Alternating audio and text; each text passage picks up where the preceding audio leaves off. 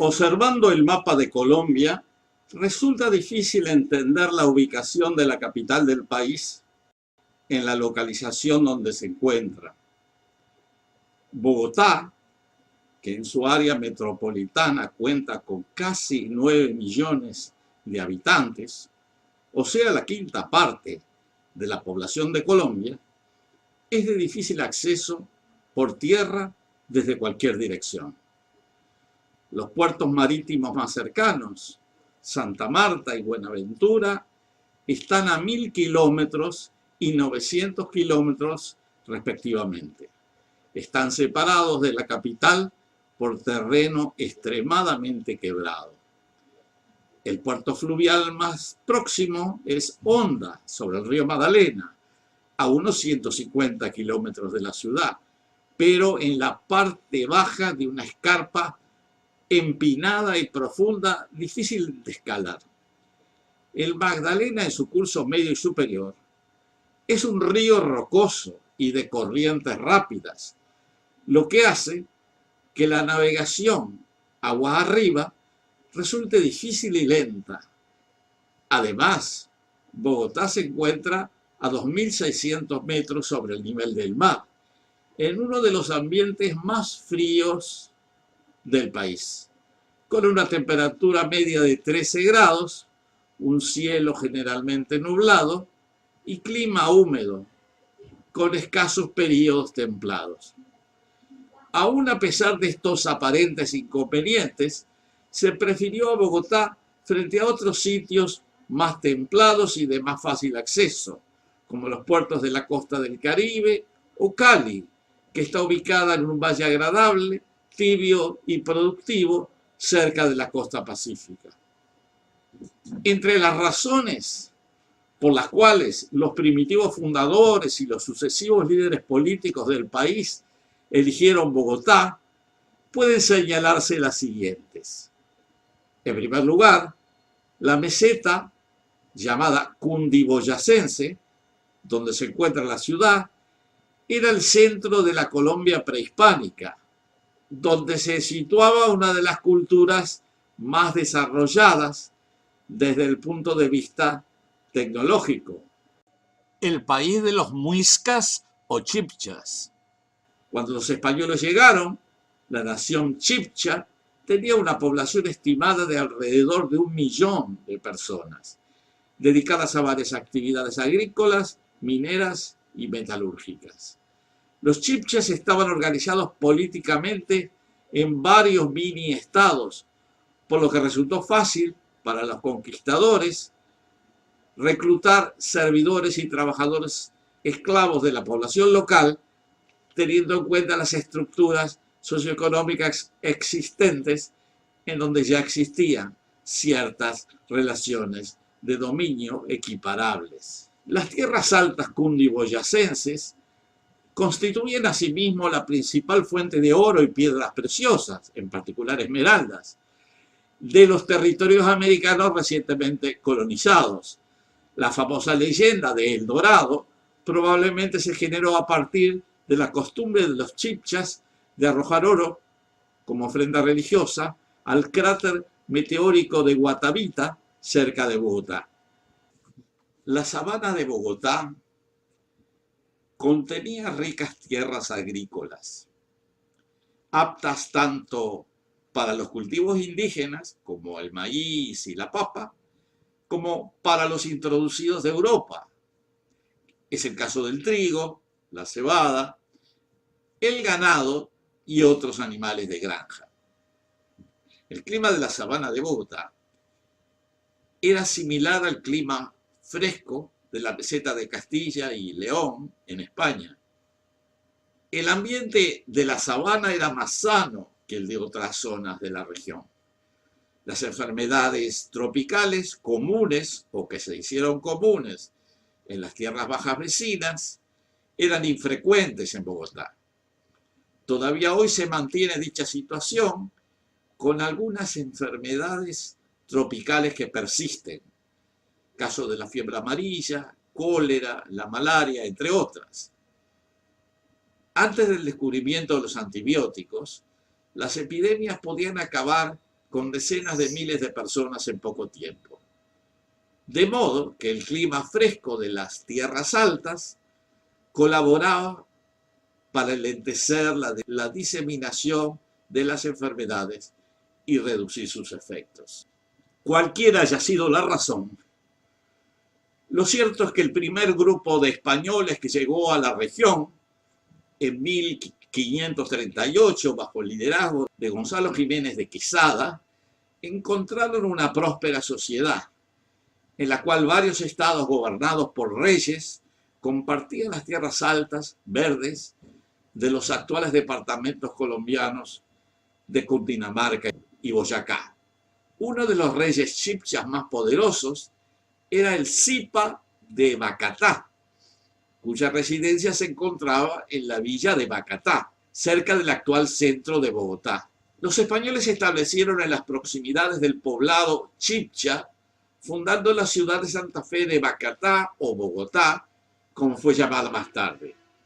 Gradualmente, los invasores tomaron el control de la región y explotaron los recursos minerales y agrícolas, utilizando la mano de obra indígena. Sin embargo, por un periodo de tiempo largo, Bogotá siguió siendo solamente una remota ciudad del territorio colonial español en el noroeste de América del Sur. En ese entonces, las ciudades portuarias del Caribe, como Cartagena y Santa Marta, eran más importantes, tanto en tamaño como en actividad comercial, aunque eran también más vulnerables al ataque de piratas y de potencias extranjeras. Ello puede haber también influido para que Bogotá fuera elegida como capital del virreinato de Nueva Granada cuando se creó esta entidad política española en 1716. En 1819, durante el periodo bolivariano, Cúcuta se transformó en la capital de la Gran Colombia, pero fue desde Bogotá que Simón Bolívar hizo el primer y último intento de construir una federación hispanoamericana. Tras la muerte de Bolívar en Santa Marta en 1830 y el fracaso del grandioso plan de la Gran Colombia, se formó la República de la Nueva Granada, con Santa Fe de Bogotá como capital, la cual adoptó finalmente el nombre de República de Colombia en 1884. Durante el período colonial y bien adentrado el siglo XX, Bogotá continuó siendo una ciudad relativamente pequeña y elegantemente planeada que prosperaba en un área fértil y altamente productiva de la meseta de la Cordillera Oriental. Hacia fines del siglo XIX, su población no excedía las 100.000 personas y recién en 1955 superó el 1.000.000 de habitantes. Bogotá está ubicada en un valle alto, de fondo plano, rodeado de montañas que juntos forman la meseta cundiboyacense. Esta meseta es una región llana a serrana de 300 kilómetros de largo, situada a lo largo de las tierras altas de la cordillera oriental de los Andes colombianos, a una altura de 2.500 a 3.700 metros sobre el nivel del mar. Cerca de Bogotá, la superficie del valle se ensancha considerablemente hasta alcanzar unos 25 kilómetros. Esta zona es comúnmente denominada la Sabana de Bogotá. El río Bogotá es uno de los principales afluentes del río Magdalena. Drena una cuenca de aproximadamente 6.000 kilómetros cuadrados. La cuenca superior del río Bogotá tiene una superficie de unos 1.800 kilómetros cuadrados y es la principal fuente de agua urbana que es almacenada en embalses. La altitud de la cuenca alta varía entre 2.590 y 3.700 metros sobre el nivel del mar y la precipitación anual media es del orden de 850 milímetros por año. La cuenca media, de topografía fundamentalmente plana y situada a unos 2.500 a 2.800 metros sobre el nivel del mar, tiene una superficie de 2.400 kilómetros cuadrados y una población superior a los 7 millones de habitantes, tal vez 8. La precipitación anual media es de 900 milímetros y es en esta zona donde se da el mayor consumo de agua. Finalmente, la cuenca inferior se extiende por 1.800 kilómetros cuadrados y presenta una topografía de fuerte pendiente con una precipitación media de unos 1.200 milímetros anuales. En esta sección de 35 kilómetros de largo, el río desciende unos 2.000 metros. En el Salto del Tequendama, el río Bogotá cae aproximadamente unos 180 metros, constituyendo uno de los saltos de agua más espectaculares del continente. El consumo total actual de Bogotá es de 20 a 25 metros cúbicos por segundo, de los cuales un 85%, vale decir 16 a 18 metros cúbicos por segundo, vuelve aguas abajo del río Bogotá. En la actualidad, en Bogotá, más de 1 millón de personas carecen de servicios de agua potable. Los líquidos contaminados provenientes de la ciudad fluyen sin tratamientos al río Bogotá en el extremo inferior de la sabana, unos pocos kilómetros aguas arriba del Salto de Tequendama. En este punto, el río contiene principalmente las aguas residuales y de escorrentía de la ciudad y se encuentra altamente contaminado. Aguas abajo de Bogotá, el agua del río está constituida casi exclusivamente por aguas cloacales. El Salto de Tequendama tiene el dudoso honor de ser el salto de aguas residuales más grande del mundo. La complejidad de la región urbana bogotana requiere una cuidadosa estrategia de manejo del agua. Hasta el presente los planes se han orientado hacia la utilización de las aguas superficiales disponibles, arrojando las aguas residuales a los ríos, suponiéndose que de alguna manera los grandes volúmenes de estos se encargarían de dispersar y purificar los líquidos contaminados.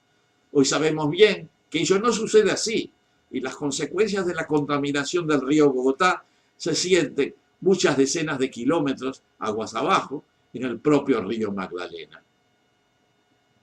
Según la opinión de algunos hidrogeólogos colombianos, la solución radicaría en realizar perforaciones para extraer agua subterránea en el sur de la cuenca.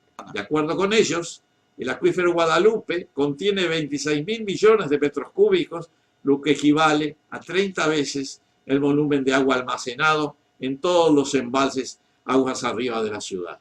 Sin embargo, el agua subterránea sigue sin ser utilizada. El agua obtenida del acuífero podría ser reemplazada por el sobreflujo del río Bogotá durante los periodos de agua alta, controlando a la vez el riesgo de inundación. Sin embargo, en forma prioritaria e insoslayable, también debe ser resuelto el problema de la contaminación del río Bogotá. El río Magdalena está comenzando a ser afectado seriamente por los aportes de las aguas contaminadas de este río. Considerando que tantas ciudades y personas dependen del río Magdalena para su abastecimiento de agua potable y para la pesca, ese riesgo para la salud y para la economía debe ser eliminado. La sabana de Bogotá, en algún tiempo prístina, hoy se ha transformado en una pesadilla. En tanto, decenas de miles de personas sigan confluyendo desde todo el país, el ambiente se continuará deteriorando y pronto habrá de ser demasiado tarde para evitar la total destrucción de los sistemas hidrológicos de la cuenca del Magdalena y de la sabana. Para resolver estos problemas se necesitarán inversiones y habrá que tomar decisiones tendientes a lograr el tratamiento de las aguas residuales y de una red de distribución integrada. El costo de no encarar estos trabajos puede resultar demasiado alto.